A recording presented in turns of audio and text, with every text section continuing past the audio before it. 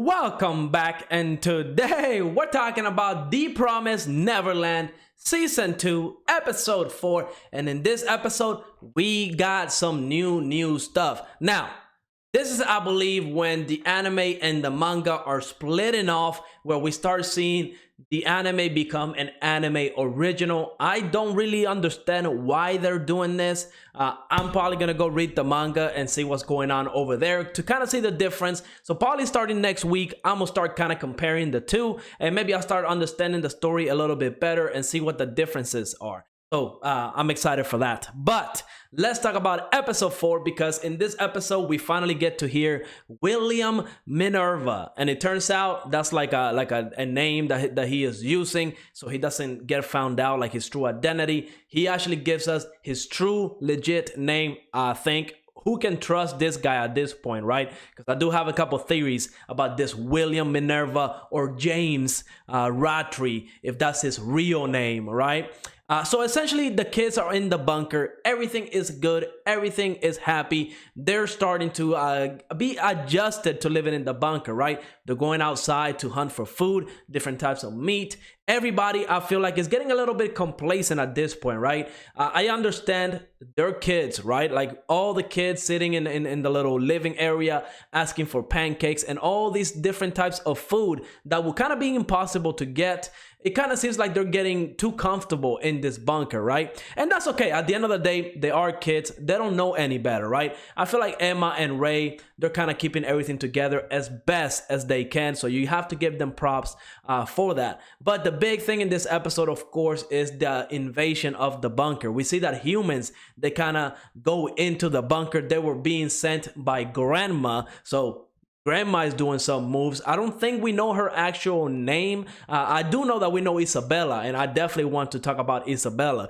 because we're going to be putting our tinfoil hat here pretty soon, because I got some theories about James Rattray and all that stuff. But whenever the humans go into the bunker, that whole thing to me feels like the pen. Whenever they typed that word in their future, I feel like that was a signal for the farm for them to come on in, right? Because I don't think that was a coincidence, right? Like, unless these kids are the first ones to get out, I don't see how they were able to build this bunker all the way out there where there's demons all over the place, right? It just doesn't make sense to me. Like, if some kids escaped earlier, and they must have, right? Because whenever they were inside that room, we see that some people wrote help on the walls, there's scratches. So again, that to me feels like the whole William Minerva, James Rattray. My theory right now is that all those clues that he left in the farm, and I know I talked about this in my earlier videos, I was saying that how did that book get in there, right? Because if somebody escaped the farm and they went into this world and they found out how the plants, the animals, and how everything works outside of this world, and they were able to put it into a book with Morse code, they would have to sneak back into the farm to leave the book in the library. So that really didn't make any sense to me. It had to be an inside job, and that was confirmed in this episode. But then that also kind of tells me, well,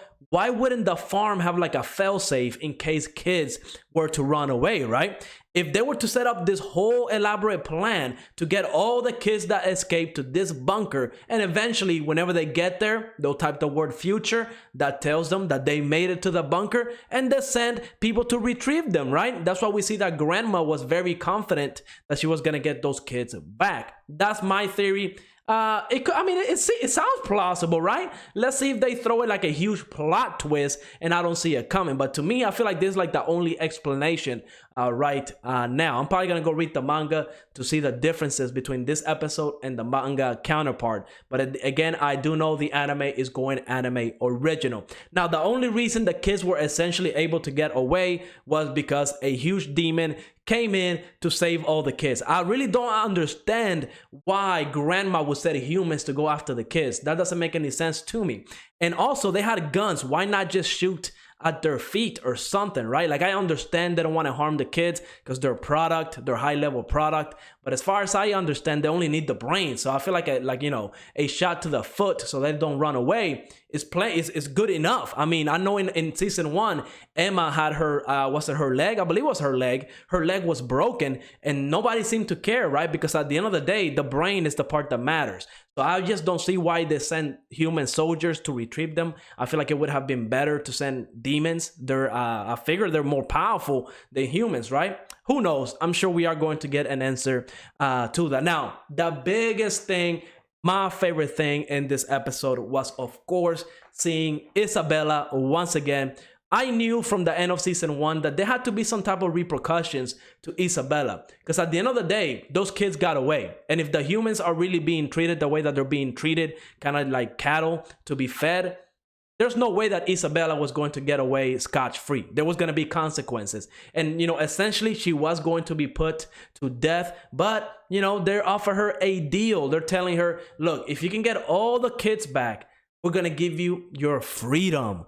And that's big, because they also, not only are they going to remove the tattoo, get the little bomb inside of her chest out, they're going to give her her freedom. And I don't know exactly what that means. Are they going to send her to the human world? Or is she essentially they're just going to release her out into the wild and she can do whatever she wants? And then, of course, we have to talk about what the demon told her when, he whispered something. We don't know what it was.